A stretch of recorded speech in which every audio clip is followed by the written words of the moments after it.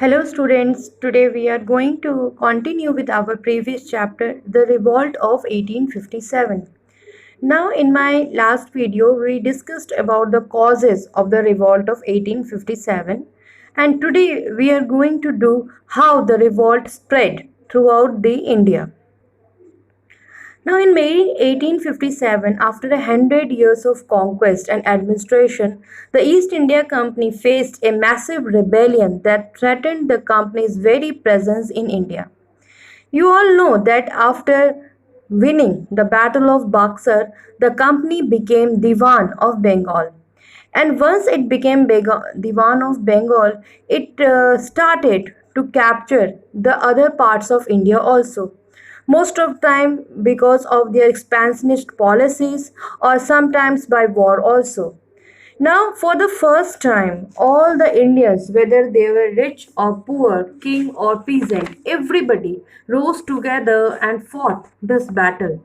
So, the revolt of 1857 is regarded as the biggest armed resistance to colonialism in the 19th century anywhere in the world.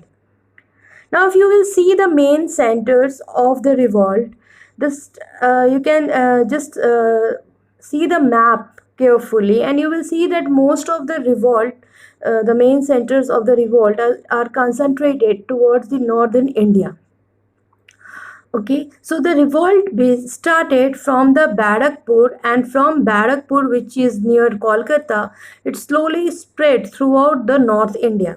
So it started from the Barakpur, and another important areas are Patna, Ara, then Allahabad, Kanpur, Jhansi, Gwalior, Lucknow, Bareilly, Meerut, Delhi, and Satara also. So these were the areas, these were the main centers of the revolt. As we will move on, we will read about the various people associated with these centers and who fought bravely with the Britishers. Now, the first martyr was the Mangal Pandey. On 29th March 1857, a young soldier named Mangal Pandey refused to use the cartridge which had a casing made of cow and pig fat, which had to be bitten off by mouth at the Barakpur camp. He attacked his senior and declared open rebellion against the British. As a result, he was court martialed on April 6 and hanged on 8th April. At the same time, we must remember one more person, Havaldar Ishwari Prasad. Ishwari Prasad was also sentenced to death and hanged because he refused to obey the order of British officer. He refused to arrest the Mangal Pandey. अगर हम पहले martyr की बात करें तो मंगल पांडे जो थे वो सबसे पहले मार्टियर थे, जो सबसे पहले शहीद हुए, और उन्होंने ही जो रिवॉल्ट ऑफ 1857 की शुरुआत की, या वो चिंगारी जो का जिसने काम किया वो यहीं से शुरू हुई। 29 मार्च 1857 में एक यंग सोल्जर मंगल पांडे, उन्होंने जो है उस कार्टेजेस को, जो इनफील्ड राइफल के लिए जो नए कार्टेज आया था, उसको यूज़ करने से साफ इनकार कर दिया। जब उनके ऊपर ज़बरदस्ती की गई तो उन्होंने अंग्रेज़ों के ख़िलाफ़ जो है लड़ाई का ऐलान कर दिया और उन्होंने अपने सीनियर को भी अटैक किया। और उनकी इस गलती के लिए ना सिर्फ उनको कोर्ट मार्शल किया गया बल्कि उनको 8 अप्रैल को फांसी की भी सज़ा सुनाई गई। और वहीं पे एक और व्यक्ति का नाम लेना बहुत ज़रूरी है और उन्हें भी याद करना ज़रूरी है, क्योंकि उन्होंने उस ज़माने में अंग्रेज़ी ऑफिसर के कमांड को मानने से मना कर दिया।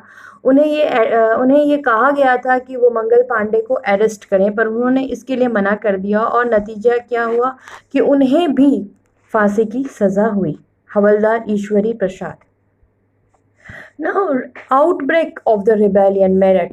अगर हम रिवॉल्ट ऑफ 1857 की शुरुआत माने तो इसकी शुरुआत जो है वो 10 मई से हुई थी, क्योंकि बैरकपुर में जहाँ पे मंगल पांडे ने रिवॉल्ट किया था वहाँ पे मंगल पांडे और हवलदार ईश्वरी प्रसाद जैसे लोग बहुत कम ही थे।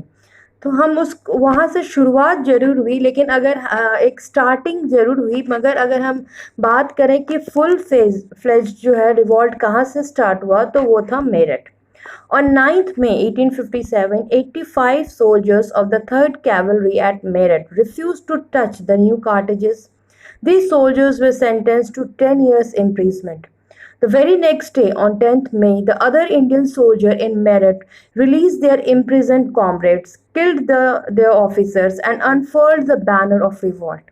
They set fire to the buildings and properties of the British and captured their guns and ammunition. The soldiers were determined to bring an end to the British rule. They set off for Delhi after sunset. 9 को 85 soldiers जो थे उन्होंने practice करने से, army drill करने से मना कर दिया। साथ में उन्होंने कार्टिजेस को भी यूज़ करने से मना कर दिया। इसके कारण इन सभी 85 सोल्जर्स को नौकरी से निकाल दिया गया और इन्हें 10 साल की सज़ा भी सुनाई गई। लेकिन ये इस घटना के बाद जो बाकी सैनिक थे उन सब ने यह निर्णय लिया कि वो सुबह जो है अपने सारे मित्रों को, अपने सारे दोस्तों को जो है वो कैद से रिहा करवाएंगे और अपने अंग्रेज़ी ऑफिसर्स को मार के जो है अंग्रेज़ों के खिलाफ अपनी लड़ाई को जारी करेंगे। और साथ ही साथ उन्होंने सिर्फ ये सोचा ही नहीं बल्कि 10 तारीख को उन्होंने ऐसा किया भी।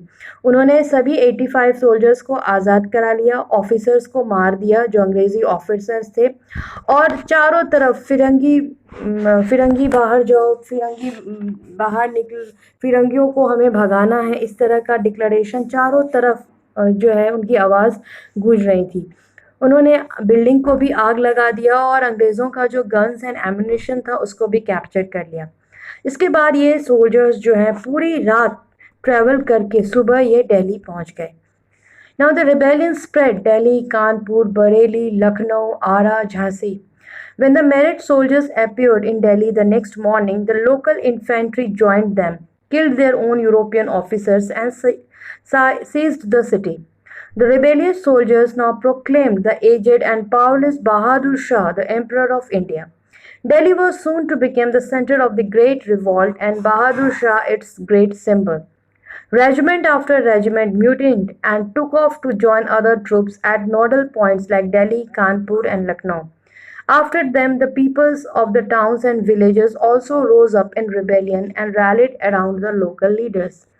जब ये सैनिक मेरठ से दिल्ली पहुंचे तो उनको देखकर जो दिल्ली में सिपाही थे उन्होंने भी रिवॉल्ट कर दिया और अपने यूरोपियन ऑफिसर्स को मार दिया और इन सभी सिपाहियों ने बहादुर शाह जफर को अपना लीडर घोषित किया और दिल्ली को कैप्चर कर लिया और उनका ये हौसला देखकर धीरे धीरे बाकी रेजिमेंट्स ने भी अपने अंग्रेज़ी ऑफिसर्स के खिलाफ आवाज़ उठाई और बहुतों को मार दिया और ये सब के सब अब मन में निर्णय कर चुके थे कि अब अंग्रेज़ों को भारत से हम भगाना है।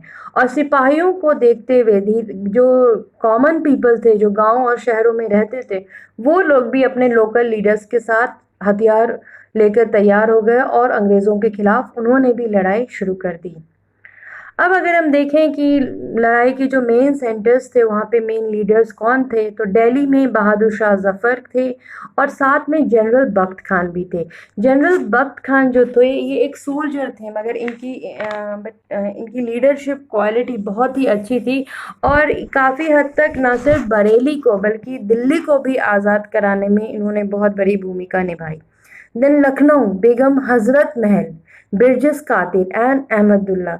अब लखनऊ में अगर हम देखें तो बेगम हज़रत महल उनके बेटे बिरजिस कादिर और अहमदुल्ला ने अंग्रेज़ों के खिलाफ आवाज़ उठाई थी। देन कानपुर, नाना साहेब, तात्या टोपे, अज़मुल्ला खां। देन झांसी, रानी लक्ष्मीबाई और बिहार से Kunwar Singh and Amar Singh. Kuvar Singh was a great leader or he was an old jamindar. When he joined the revolt of 1857, at that time he was 80 years old. Still he was one of the bravest son of India who fought brilliantly with the Britishers. Okay, thank you.